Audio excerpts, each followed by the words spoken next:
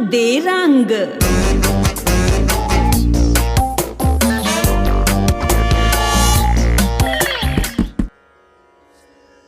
नमस्कार दोस्तों, कंग दे रंग में एक बार फिर से आपका स्वागत है। मैं हूं कुलविंदर सिंह कंग। दोस्तों, आज एक बार फिर से काफ़ी दिन के बाद आपके सामने मैं हाजिर हुआ हूं एक नई वीडियो के साथ। अब आज जो मेरा मकसद है आपसे बात करने का वो ये है कि अब ये महामारी चल रही है, लॉकडाउन बढ़ता जा रहा है। अब क्या किया जाए? सहयोग हमें करना है, हम इससे भाग नहीं सकते। और मैं आपको बताना चाहूंगा कि ये ऐसी महामारियां या ऐसे संकट काल पहली बार नहीं आए हैं। आपको याद होगा 1914 से 1918 तक पहला विश्व युद्ध लड़ा गया।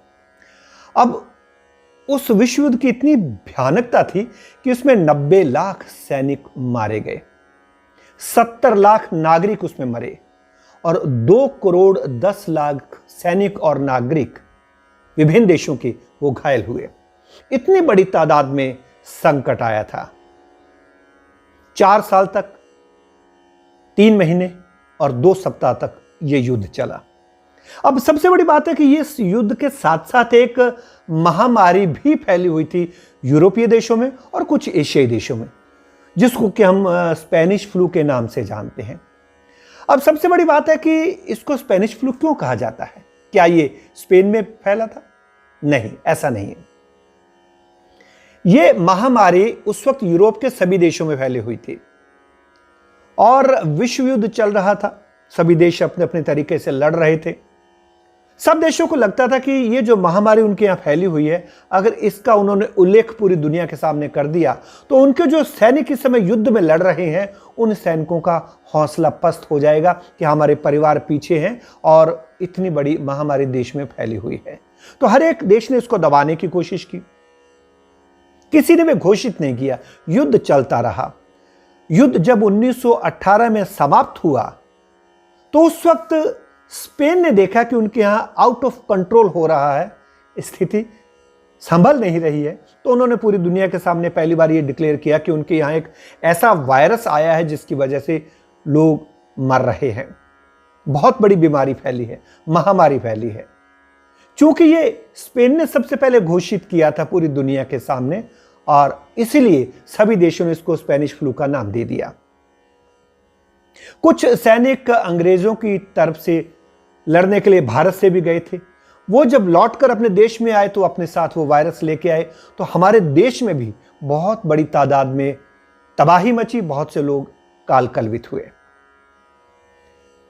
अब मैंने जैसा कि पहले कहा कि इतने नागरिक मारे गए। इसके अलावा एक और इसमें सबसे बड़ी बात है कि अमेरिका केवल 7 महीने तक पहले विश्व युद्ध में लड़ा और उसके 1,16,000 सैनिक मारे गए थे।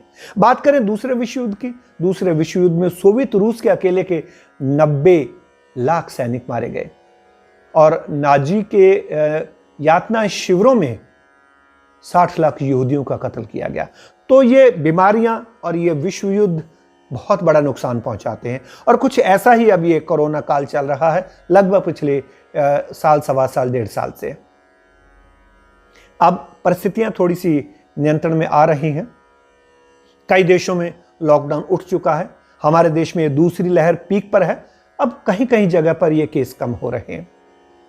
अब सवाल ये उठता है कि अब ऐसे में क्या किया जाए? और कुछ नहीं कर सकते, लॉकडाउन है, अपने घरों के अंदर बंद रहना ही सबसे सही तरीका है इस महामारी से पार पाने का।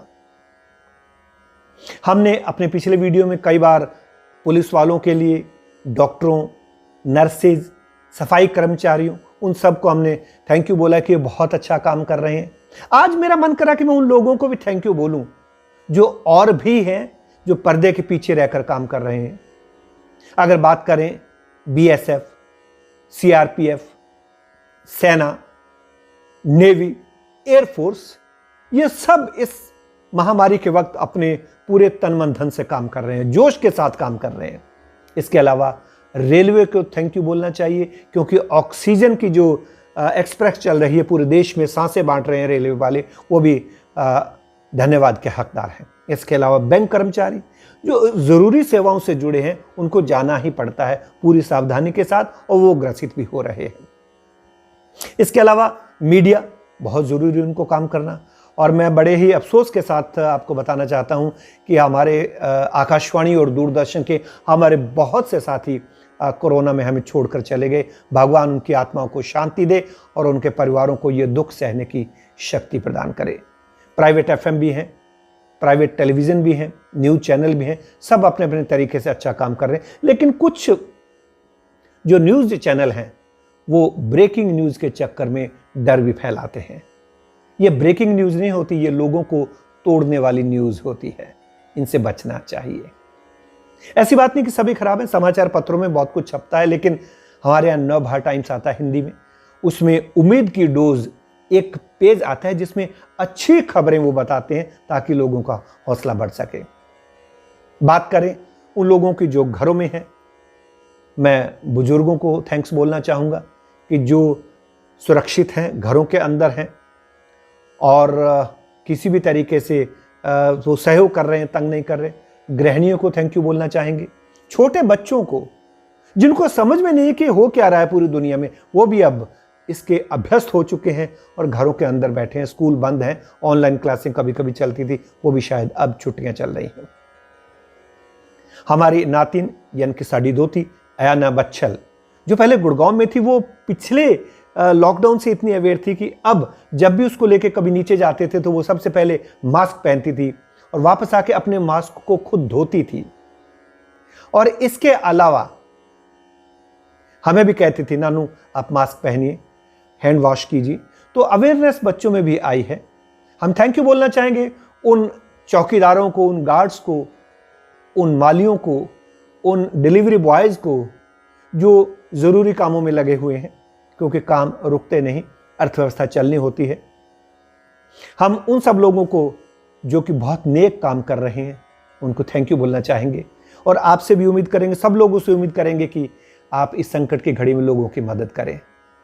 और कहते हैं ना कि अगर आप बिना किसी उम्मीद के दूसरों की सहायता करते हैं तो ये ठीक वैसे ही होता है जैसे फूल बेचने वाला जब फूल बेचता है तो कुछ महक, खुशबू उसके हाथों में भी रह जाती है।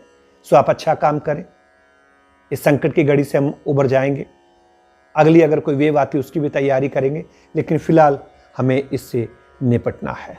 तो सब तरफ जो संकट चल रहा है, लेकिन लोगों का सहयोग भी है। सरकारें भी विवश हैं कि लॉकडाउन करना पड़ता है, धीरे धीरे बढ़ाना पड़ता है, दिक्कतें आ रही हैं। जो वर्क फ्रॉम होम कर रहे हैं उनको भी दिक्कत है, क्योंकि उन्हें उसके बाद घर का काम भी करना पड़ता है। लेकिन ठीक है, ये दौर भी गुजर जाएगा।